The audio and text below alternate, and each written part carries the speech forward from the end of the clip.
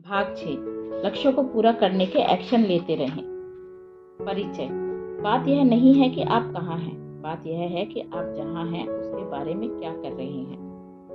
मैं अपने लक्ष्य के प्रति ठोस कदम उठाने और उस पर बल देने के इरादे को बनाने में विश्वास रखता हूँ। इसका मतलब यह नहीं है कि आपके मन में बड़े कदम उठाने को लेकर संदेह नहीं होना चाहिए। आप छोटे छोटे कदम उठाकर भी आगे बढ़ सकते हैं।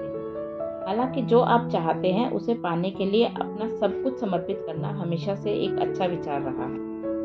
उदाहरण के लिए, यदि मेरा इरादा इस संसार में संगीत के क्षेत्र में एक बड़ा कलाकार बनने का है, तो मुझे सीधे तौर पर अपनी कला को बेचने की कोशिश नहीं करनी चाहिए, बल्कि इसके लिए मैं एक गाने की रचना कर शुरुआत कर सकता हूँ। सही दिशा में यही एक छोटा कदम है। उसी प्रकार मैं अपने द्वारा रचित उसके एक गाने में अपनी आत्मा के प्रत्येक कण को शामिल कर सकता हूँ। मुझे यह भी सुनिश्चित करना होगा कि मेरा गीत अच्छे से भी अच्छा हो और मैं अपने गीत के बोल में अपनी क्षमताओं को बेहतर ढंग से उपयोग कर सकूं। इसका मतलब शायद यह भी होगा कि मुझे इसमें अपना बहुत सा समय देना पड़ेगा या इसके लिए एक नया हुनर सीखना होगा, लेकिन यह सब मेरे भविष्य, मेरे सपनों में मेरे द्वारा किया गया निवेश मात्र है। हम में से बहुत लोगों के पास कोई काम न करने के कई बहाने होते हैं। अक्सर आपने लोगों को अपनी दुविधाओं का बखान करते या अपने समय, दक्षता, संसाधन, पैसे की कमी इत्यादि का वर्णन करते हुए सुना होगा। लेकिन जब हम अपने लक्ष्य को पूरे मन से हासिल करना चाहते हैं, तब हम इसे संभव करने के लिए अन्य क्षेत्रों के प्रति अपनी रुचि को समर्पित करने से पीछे नहीं हटते।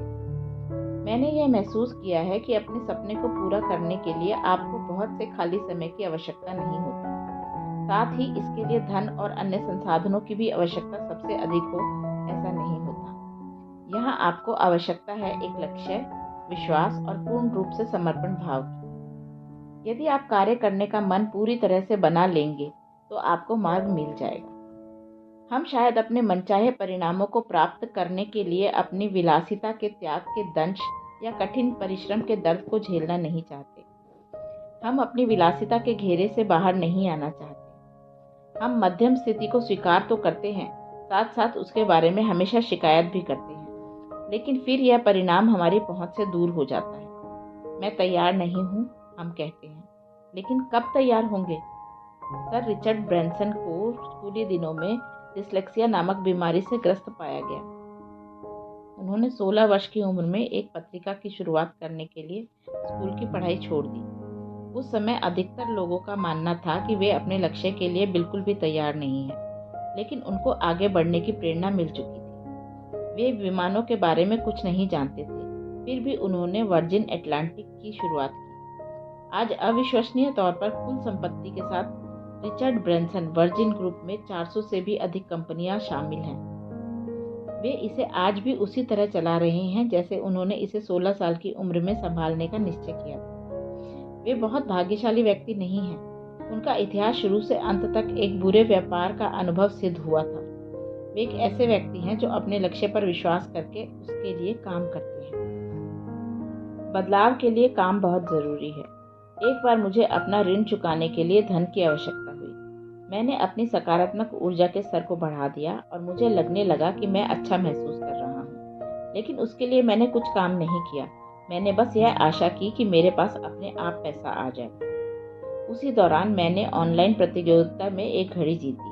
आमतौर पर मैं इस तरह की प्रतियोगिताओं में भाग नहीं लेता, क्योंकि मैंने पहले कभी कुछ भी नहीं जीता, लेकिन उस समय मैं बहुत ही आशावादी था और इसीलिए मैंने प्रतियोगिता में भाग लिया। यह मेरा सौभाग्य था कि मैंने एक घड़ी जीती, लेकिन मुझे इस समय इसकी आवश्यकता नहीं थी। मुझे धन की आवश्यकता थी। जैसे जैसे समय बीतता गया, जरूरत के अनुसार पैसा नहीं आया और इसीलिए मैं बहुत ही हतोत्साहित हो गया। मुझे पक्का विश्वास था कि पैसा आने वाला था, इसीलिए यह क्यों नहीं होता। वैसे इस बात पर ध्यान दो, मैंने उन अवसरों पर ध्यान नहीं दिया जो मुझे इस संसार द्वारा काम करके पैसा पाने के लिए दिए गए। मैंने एक पुरस्कार जीता और मुझे यह नहीं लगा कि इससे मुझे मेरे मार्ग में मदद मिल पाएगी। हाँ, मैंने इसे बेच दिया। जैसे ही मुझे अपनी गलती का एहसास हुआ, मैंने इसे बेच दिया और अपने ऋण को चुकाने के लिए पैसे प्राप्त कर लिए।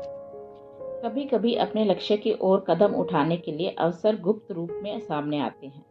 यदि आप कदम नहीं उठाते तो उससे प्राप्त होने वाले फल को खो सकते हैं। बदलाव होने की आशा करते हुए जब आप स्वयं ही कुछ बदलाव नहीं कर पाते, तो यह ठीक उसी प्रकार होगा जैसे कि प्रत्येक दिन एक चॉकलेट रसबेरी केक बनाना और इसके स्ट्रॉबेरी केक में बदलने की आशा रखना। यदि आप इस केक में स्ट्रॉबेरी ना मिलाने के बजाय रसबेरी मिलाएंगे, तो इसमें बदलाव नहीं आएगा। यह थोड़ा मूर्खतापूर्ण और स्पष्ट रूप से सही लगता है, लेकिन बहुत से लोग एक जैसी चीजें रोजाना करके अपने जीवन में बदलाव की आशा रखते हैं। वे अपने विचार, शब्दों और भावावेश द्वारा ऐसी सकारात्मक ऊर्जा महसूस करने लगते हैं, लेकिन कोई कदम नहीं उठाते, जो कि अपने आप में ऊर्जात्मक होता है।